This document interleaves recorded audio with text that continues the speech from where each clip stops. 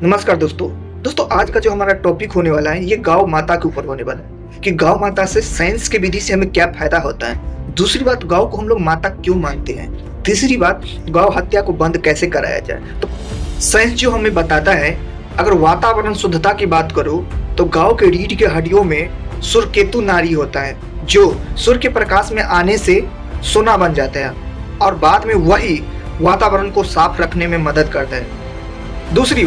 दूसरी बात ये बताता है कि गाय के गोबर जलाने से मच्छर एक कीटाणु मरता है और वातावरण का जो दुर्गंध होता है उसे भी खत्म करता है। अगर कृषि के क्षेत्र में बात करूं तो गाय के गोबर में लाखों सूक्ष्म जीव होते हैं जो मिट्टी के कीटाणुओं को मारकर उसे उपजाऊ भूमि बनाता है।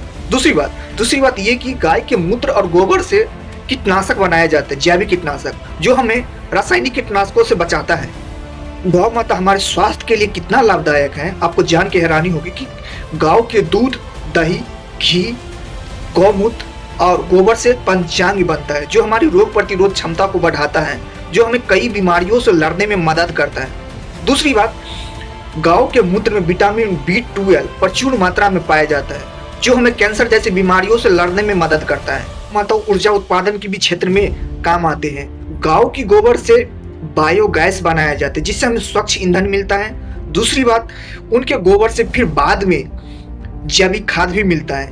मन की शांति की बात करूं तो गाय की और गाय की बछड़े की जो आवाज होता है इससे मन की शांति, विकार भी दूर होता है और इससे हमें सकारात्मक ऊर्जा मिलता है। साइंटिफिक बात करूं तो गौ माता हमारे वातावरण को साफ रखने में मदद करता है। गौ माता हमारे कृषि के क्षेत्र में कार्य आते हैं। गौ माता हमें स्वस्थ रखने में मदद करता है। गौ माता हमारी मानसिक शांति को बनाए रखता है। गौ माता ने हमारे लिए इतनी सारी फायदे दिया है पर हमने गौ माता को बदले में क्या दिया, अंत में हत्या।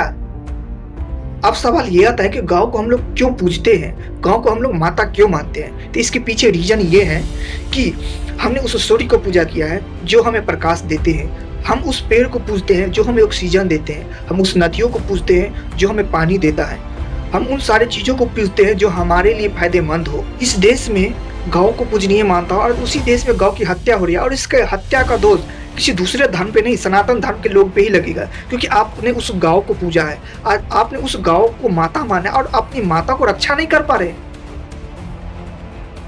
तो हमें सोचने की जरूरत है। जिस देश में वक्फ बोर्ड जैसे बिल आ सकते हैं, जिस देश में धारा 370 जैसे कानून आ सकते हैं, फिर इस देश में गाँव पे क्यों नहीं कोई कानून पारित होता है।